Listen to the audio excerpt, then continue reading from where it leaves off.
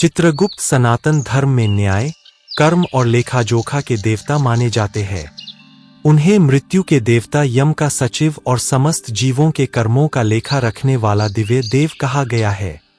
हिंदू पुराणों के अनुसार संसार में जन्म लेने वाले प्रत्येक मनुष्य के अच्छे और बुरे कर्मों का हिसाब चित्रगुप्त के पास सुरक्षित रहता है।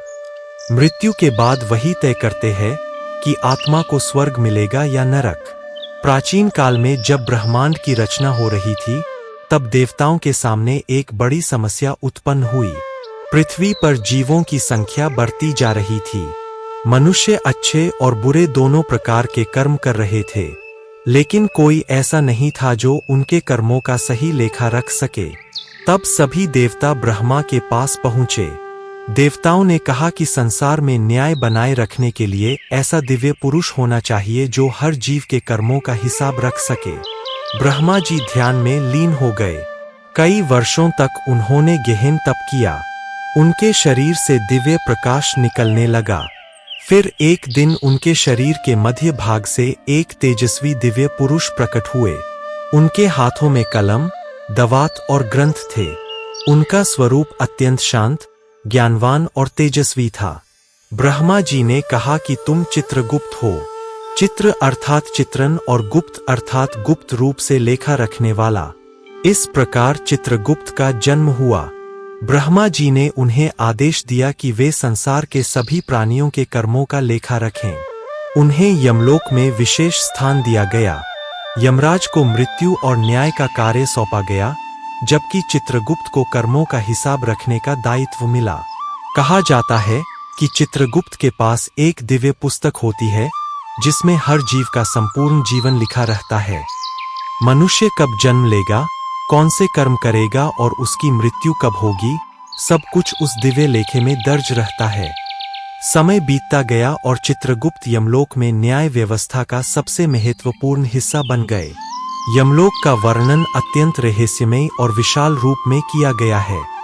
वहां एक विशाल सभा होती है जहां मृत आत्माओं को लाया जाता है। चित्रगुप्त अपनी दिव्य पुस्तक खोलते हैं और आत्मा के सभी कर्म पढ़ते हैं। यदि किसी व्यक्ति ने धर्म, दया और सत्य का पालन किया हो तो उसे स्वर्ग भेजा जाता है। यदि उसने पाप और अधर्म किए हों तो उसे नरक की यातनाएं भोगनी पड़ती है। चित्रगुप्त निष्पक्ष न्याय के प्रतीक माने जाते हैं। वे किसी के साथ पक्षपात नहीं करते। राजा हो या भिखारी, सभी के कर्मों का समान रूप से हिसाब होता है। एक बार एक अत्याचारी राजा पृथ्वी पर राज करता था। वह प्रजा पर अत्याचार करता और निर्दोष लोगों को कष्ट देता था, लेकिन बाहरी रूप से वह धर्मात्मा होने का दिखावा करता था। जब उसकी मृत्यु हुई, तब उसके सेवक सोच रहे थे कि वह अवश्य स्वर्ग जाएगा, लेकिन यमलोक में चित्रगुप्त ने उसकी पुस्तक खोली। उसमें उसके सभी पाप दर्ज थे। चित्रगुप्त ने कहा कि केवल दिखावा करने से कोई धर्मात्मा नहीं बनता। मनुष्य का वास्तविक मूल्य उसके कर्मों से तय होता है। उस राजा को नरक भेज दिया गया। दूसरी ओर एक गरीब वृद्ध महिला थी जो पूरी जिंदगी दूसरों की सहायता करती रही। उसने कभी किसी को कष्ट नहीं दिया। उसकी मृत्यु के बाद चित्रगुप्त ने उसके पुण्य कर्मों का वर्णन किया। उसे स्वर्ग में स्थान मिला। यह कथा दर्शाती है कि चित्रगुप्त केवल सत्य और कर्मों के आधार पर न्याय करते हैं। पुराणों में कहा गया है कि चित्रगुप्त को लेखन और ज्ञान का देवता भी माना जाता है। कायस्थ समाज विशेष रूप से उनकी पूजा करता है। मान्यता है कि चित्रगुप्त ने मनुष्यों को लेखन कला और प्रशासन का ज्ञान दिया। दीपावली के बाद आने वाली यम द्वितीया और चित्रगुप्त पूजा का विशेष महत्व होता है। उस दिन लोग कलम, दवात और पुस्तकों की पूजा करते हैं। वे चित्रगुप्त से ज्ञान और सही मार्ग पर चलने का आशीर्वाद मांगते हैं।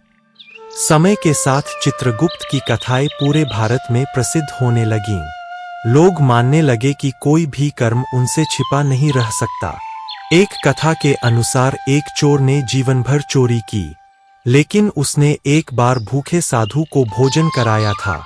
मृत्यु के बाद जब उसका लेखा देखा गया, तब उसके पाप बहुत अधिक थे, लेकिन उस एक पुण्य कर्म ने उसे नरक से बचा लिया। चित्रगुप्त ने कहा कि संसार में कोई भी अच्छा कर्म व्यर्थ नहीं जाता। इसी प्रकार एक धनी व्यापारी था जो अत्यंत लालची था। वह गरीबों का धन छीनता और लोगों को धोखा देता था, लेकिन मंदिरों में दान देकर स्वयं को महान दिखाता था। जब उसकी मृत्यु हुई तब चित्रगुप्त ने उसके छल और पापों का पूरा लेखा सुनाया। उसे कठोर दंड मिला। यह कथा बताती है कि सच्चा धर्म केवल दिखावे में नहीं बल्कि कर्मों में होता है। कहा जाता है कि चित्रगुप्त के पास दिव्य दृष्टि होती है। वे मनुष्य के मन के विचार तक जान सकते हैं। यमलोक की सभा में कोई झूठ नहीं बोल सकता। चित्रगुप्त का न्याय पूर्णतः निष्पक्ष होता है। महाभारत और पुराणों में धर्मराज युधिष्ठिर को भी धर्म और न्याय का प्रतीक बताया गया है, लेकिन अंतिम न्याय का अधिकार चित्रगुप्त और यमराज के पास माना जाता है। भारतीय संस्कृति में यह विश्वास लोगों को अच्छे कर्म करने की प्रेरणा देता है। लोग मानते हैं कि हर कर्म का फल अवश्य मिलता है। चित्रगुप्त की कथा केवल मृत्यु की नहीं बल्कि जीवन को सही मार्ग पर चलाने की शिक्षा भी देती है। वे यह संदेश देते हैं कि धन, शक्ति और प्रसिद्धि अस्थायी है। मनुष्य के साथ केवल उसके कर्म जाते हैं। एक बार एक ऋषि ने चित्रगुप्त से पूछा कि संसार में सबसे बड़ा धर्म क्या है।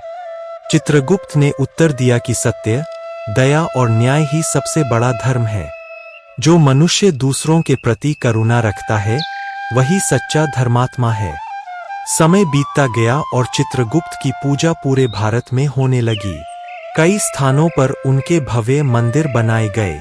भक्त उन्हें ज्ञान, बुद्धि और न्याय का देवता मानते हैं। आज भी लोग यह मानते हैं कि चित्रगुप्त हर मनुष्य के कर्मों का लेखा लिख रहे हैं। उनकी दिव्य पुस्तक में जीवन का हर क्षण दर्ज हो रहा है। इसलिए सनातन धर्म में अच्छे कर्म, सत्य और धर्म का पालन अत्यंत महत्वपूर्ण माना गया है। चित्रगुप्त की कथा मनुष्य को यह सिखाती है कि कोई भी कर्म छिपा नहीं रह सकता। अंततः हर आत्मा को अपने कर्मों का फल प्राप्त होता है। सनातन धर्म में चित्रगुप्त का स्थान सदैव दिव्य, न्यायप्रिय और पूजनीय रहेगा। ऐसी और भी नई वीडियो के लिए कृपया हमारे चैनल को लाइक, शेयर और सब्सक्राइब जरूर करें। धन्यवाद।